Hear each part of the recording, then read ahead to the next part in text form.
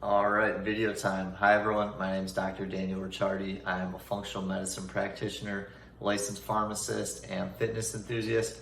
I help clients with bloating, gas, and other unwanted gut issues.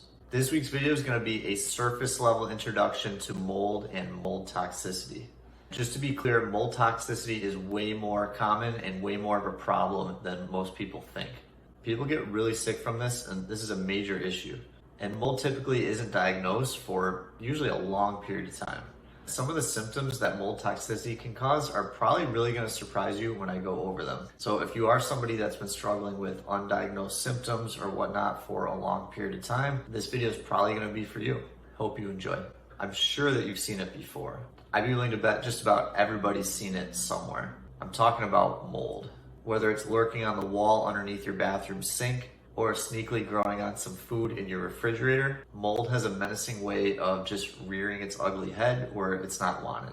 Mold is a fungal overgrowth that can appear basically anywhere oxygen and moisture are both present. It often appears to be black, green, or gray in color, but it can take on many different colors and appearances. In addition to its repulsive appearance and occasional foul smell, mold toxicity can also have an extremely detrimental effect to your health. In order to achieve peak annoyance, peak pain and misery, and the unfortunate people that it affects, mold uses a secret weapon, mycotoxins. Mycotoxins are proteins or molecules that are poisons, and they're naturally produced by fungi such as mold. Mold uses these toxins both defensively and offensively in an effort to try to survive and thrive in its environment and protect itself from other possible dangers. Although the presence of the actual mold in the body is the root cause, just its presence being there, it's actually the toxins that are causing all of the negative, unwanted symptoms. And if you're wondering what these symptoms are, there's a very long list of them. Some are just kind of average run-of-the-mill symptoms, maybe nausea, headache, something like that. But some are just downright weird, where you may be thinking, what the is this? Some of these mold symptoms that I mentioned before include nausea, dizziness, diarrhea, sensitive to light, excessive thirst, heart palpitations, frequent urination, cognitive impairment, night sweats, and even seizure-like happenings. This is definitely not a complete list, but at least I wanted to give you a sneak preview of some of the effects that mold toxicity can cause. And just to tie in how weird some of the symptoms of mold can be, I just have a quick story. So this happened years ago, kind of before I was doing a lot of gut health specific things, but a friend of a friend was walking to class one day and they just fainted all of a sudden. Fainted. It was very weird. Everyone thought this is caused by low blood pressure or something like that, right? Like, who would suspect mold? Although the correct diagnosis was eventually made, it took a pretty long time to actually figure this out, and there were some other subsequent episodes with this individual before that diagnosis was set. Because mold can affect so many different body systems, if you're like most people, it's super difficult to actually make the connection that, hey, this is happening, and as a result, this is happening. It's just not two and two you'd put together normally. By this point, you're probably convinced that mold toxicity is really not for you, but how can you limit your exposure? There's a couple key ways. One is avoiding buildings with mold exposure. Somewhere like the home or office is obviously going to be public enemy number one because it's the place or places that you spend the most time. It's probably a little bit easier said than done in determining if there's a mold issue with your building, but in general, a few things you can do are, one, seeing if there's a moldy smell coming from your home or office, or even better yet, see if there's actually any physical presence of mold. And then two, if there is physical mold present, have it safely removed. And I just want to really emphasize this point that there is a safe way and a not safe way to remove mold. I'm not going to go into the intricacies of how specifically to do that in this video, but I just want to let you know if mold is not removed properly and safely, you can be unfortunately exposing yourself to a large amount of mycotoxins. A second common way that people can be exposed to mold is through food. And besides food that's been sitting in your refrigerator too long where you can see obvious mold, there are certain types of foods that just happen to have a higher presence of mold in them, even when they are not rotten. And some of these foods include, but are not limited to, alcohol, coffee, grains, dried fruits, peanuts and peanut butter, and then meat and dairy from grain-fed animals.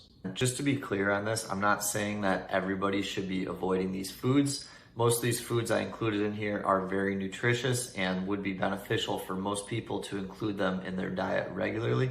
However, if you do know that you have a mold toxicity, have been tested for mold, whatnot, and you are high or have elevated mycotoxins, I do think it would be helpful to remove some of these foods from the diet to limit the amount of mold and potential toxins. All right, and then switching gears to talk about how the body actually responds to the mycotoxins and the ill effects that this can cause. Mycotoxins can cause what is known as mast cell activation in your body. Mast cells are special type of white blood cells that are found in the immune system. When the body senses a potential threat, in this case the mycotoxin, these mast cells break apart, releasing a substance called histamine, which you've probably heard of. This histamine causes an inflammatory response in your body in an effort to rid that toxin from your body. The histamine response is the same one you probably would think of when thinking about having seasonal allergies or something like that.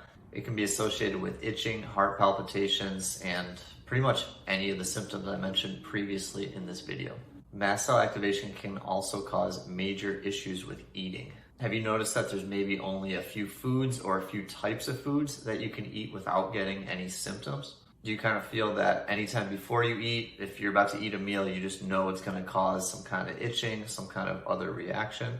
And then because you want to feel normal, you kind of have to just restrict yourself to just eating a very narrow window and a few different types of foods only. Because all those other foods, the ones that you kind of used to enjoy and ate for your whole life or whatnot, they now cause the symptoms. This commonly results from that mast cell activation as a result from mold toxicity. And then worst of all, you may be somebody that used to really enjoy parties, social gatherings, or whatnot. Perhaps ones with tasty looking food, maybe new foods you haven't tried yet. So chances are you probably used to love doing these, but you don't necessarily do now. If you have mold toxicity, you're probably way less excited. Instead, you're probably thinking of any excuse you can make to not eat that food, or better yet, not even go to that event at all. If you're like a lot of people with mold toxicity, you've probably figured out a few like mini hacks that you can do on a daily basis, which may not get rid of the symptoms, but may make it tolerable to kind of go about your day and do what you need to do. Unfortunately, these hacks though are probably giving up a lot of things that you enjoy as well. I really hope this video was helpful for you. If you are somebody that has had strange symptoms or just a lot of the stuff I've talked about, or people are telling you that they don't see anything wrong with your labs and it's all in your head, which is probably the worst thing they can say, I would recommend possibly go get checked for mold. It's definitely not your fault if it hasn't been done before, because testing for mold is seldom done. And if it is done, it's usually like the last possible thing that gets done. I'll be sure to make some additional videos in the future relating to testing and treatment, detox for mold and whatnot. But let me know if there's anything you'd specifically like me to cover in the comments below. And that is everything for today. Thank you very much for watching. Stay tuned next week, 6 p.m. Central Time for the next video. Have a good week.